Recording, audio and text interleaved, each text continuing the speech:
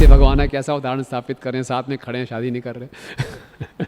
अगर ये कर सकते फिर हम भी ऐसे खड़े होंगे। फिर नया व्यक्ति आता है, सबसे पहले हाथ खड़ा करेंगे पहले कुछ सेशन में, राधा कृष्ण शादी क्यों नहीं करते? अरे भैया आपको क्या दिक्कत है?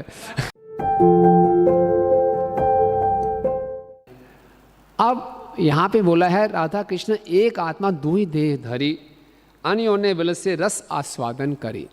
एक ही आत्मा है, दो देह हैं। राधा और कृष्ण इस संसार के कोई लड़का लड़की नहीं है ना? राधा रानी कोई साधारण लड़की नहीं है, स्त्री नहीं है। परम पूजनीय भक्ति भागवत स्वामी महाराज ने एक बार राधाष्टमी में लेक्चर लिया था तो बहुत अच्छा वाक्य बोला था। बोला था she is not a female, she is not a female. She और ही हमें यूज करना पड़ता है। इस भौतिक जगत में रिलेटिव वर्ल्ड है, द्वंद्व का जगत है, पुरुष स्त्री का भेद होता है और इंग्लिश में ही शी लिखते हैं तो इसलिए शी बोला जाता है। लेकिन शी मतलब हम सोचते हैं कोई स्त्री नहीं, वो स्त्री नहीं है ना। She is not a female. तो फिर क्या है? वो अंतरंगा शक्ति हैं। शक्ति और शक्तिमान में कोई अंतर नहीं है, यानी कि वो एक परम सत्य का स्त्री रूप हमें हमारे समझने के लिए है ना। परम सत्य का एक स्त्री रूप है और कृष्ण जो है परम सत्य का एक पुरुष रूप है। वैसे तो इंग्लिश में पुरुष शब्द की कोई डेफिनेशन है नहीं, ट्रांसलेशन नहीं है। पुरुष मतलब पुरुष, हमें कोई समझ में नहीं आता उसको मेल बोल देते हैं। पुरुष और प्रकृति बस ये है। तो प्रकृति को हम फीमेल बोल रहे हैं, पुरुष को मेल बोल रहे हैं, लेकिन वास्तव में कोई मेल फीमेल का चक्कर नहीं है, क्योंकि हमारी मानसिकता ऐसी है। पुरुष को स्त्री इसको देखना, इस जब राधा कृष्ण को देखते हैं तो पुरुष स्त्री के रूप में देखते हैं। इसलिए प्रश्न उठते हैं शादी क्यों नहीं कर रही है? कैसे भगवान है, कैसा उदाहरण स्थापित करें, साथ में खड़े हैं, शादी नहीं कर रहे। अगर ये कर सकते फिर हम भी ऐसे खड़े होंगे। फिर तो फिर सबको बड़ी ऑब्जेक्शन है। नया व्यक्ति आता है, सबसे पहले हाथ खड़ा करेंगे पहले कुछ सेशन में, राधा कृष्ण शादी क्यों नहीं करते? अरे भैया आपको क्या दिक्कत है? पहले समस्त लोग कृष्ण कौन है, राधा रानी कौन है, फिर प्रश्न पूछना। तो क्योंकि हम पुरुष और स्त्री के रूप में ही सब संसार को देख रहे हैं, इसलिए श्रीमती राधा रानी को एक स्त्री के रूप में, कृष्ण को एक पुरुष के रूप में देख लें। वास्तव में पुरुष हैं, परम पुरुषोत्तम हैं, लेकिन ये नर वाले पुरुष नहीं, नर नारी नहीं है ये पुरुष और प्रकृति हैं। ये उनकी स्वरूप शक्ति हैं, अंतरंगा शक्ति हैं। समझे? कुछ समझ में आ रहा है? तो जीव गोस्वामी जी बताते हैं कि ठीक है, यहाँ बताया एक आत्मा दुई देह धरी, अन्य उन्हें रस से स्वादन करी। जब भगवान की इच्छा होती है अपने रस को बढ़ाने के लिए तो उनकी जो अंतरंगा शक्ति, आह्लादनी शक्ति राधा रानी के रूप में प्रकट हो जाती है। ओके, लेकिन जब प्रकट नहीं होती तो क्या कृष्ण दुखी होते हैं?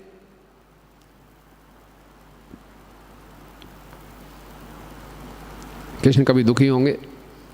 वो आनंद में ही रहते हैं। तो जीव गोस्वामी जी उदाहरण देते हैं कि आनंद कैसे बढ़ता है राधा रानी के प्राकट्य से।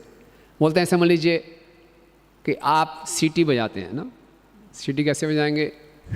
ऐसे करके सीटी बजाएंगे, हवा निकालेंगे, सीटी बजती है। इसी हवा को अगर आप बांसुरी में डालेंगे तो ज़्यादा आनंद आएगा कि सीटी बजाने में ज़्यादा आनंद आएगा? बांसुरी बजाने में ज़्यादा आनंद आएगा। शक्ति वही है। हवाई फूंकी आपने, हवा फूंकने से ऐसे फूंक दिया तो सीटी निकली, उसमें भी कुछ आनंद है, लेकिन बांसुरी में सीट हवा डाली आपने तो मधुर धुन निकलती है। इसी प्रकार से अंतरंगा शक्ति जब श्रीमती राधा रानी के रूप में प्रकट होती है तो ज़्यादा कृष्ण रस का आस्वादन करते हैं। ठीक है ना? नहीं समझ में आ रहा? तो ये इतना आसान नहीं है, फिर भी हमारे आचार्यों की कृपा है कि हमें कुछ हम एप्रिशिएट कर सकें कि क्या स्थिति है ना। ब्रह्मा जी जब प्रकट हुए गर्भोदकशाही विष्णु के नाभि से, तो प्रभुपाद जी बोलते हैं आप गर्भोदकशाही विष्णु को पुरुष बोलोगे कि स्त्री बोलोगे? साधारणतया जन्म कौन देता है, पुरुष या स्त्री?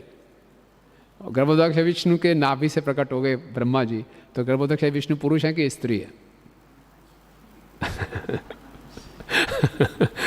तो ये पुरुष स्त्री हम नहीं समझ सकते। ओके, परम सत्य हैं।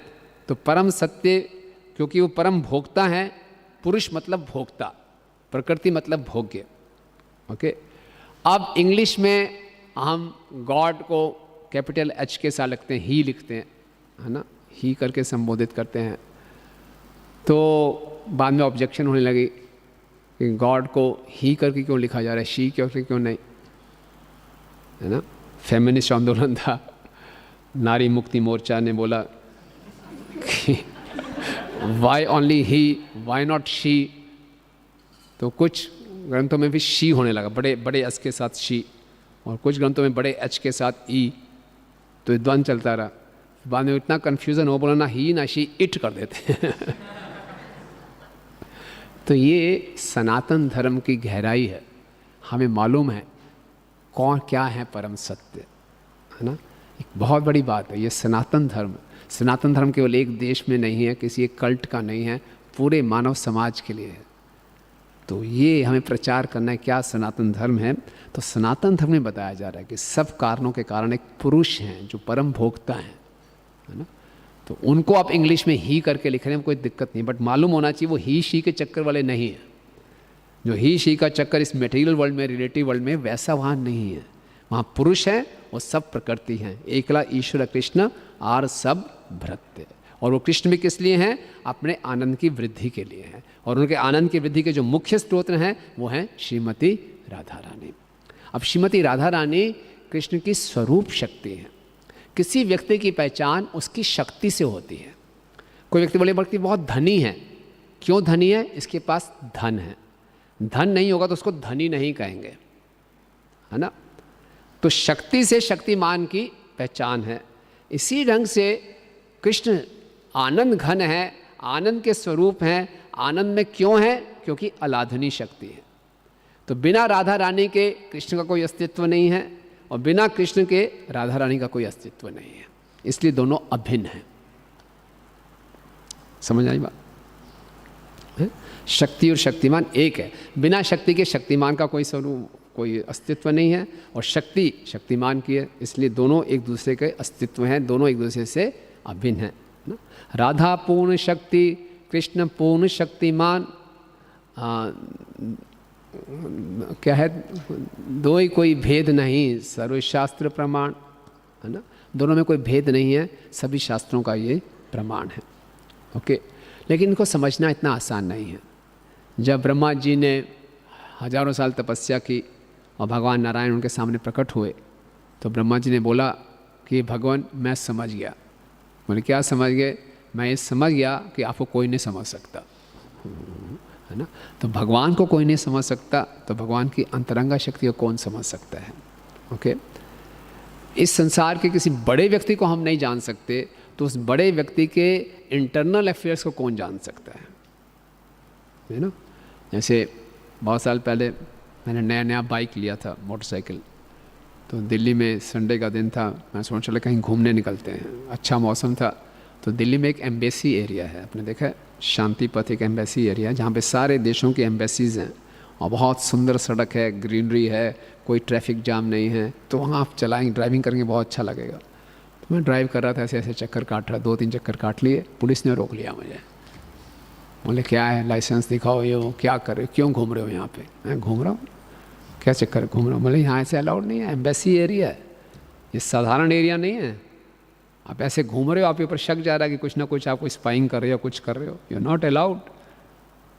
तो ऐसे उस एरिया में हमारे जाने के लिए साधारण व्यक्ति नहीं जा सकता, तो कहाँ हम राधा कृष्ण के विषय में जानने का प्रयास करेंगे।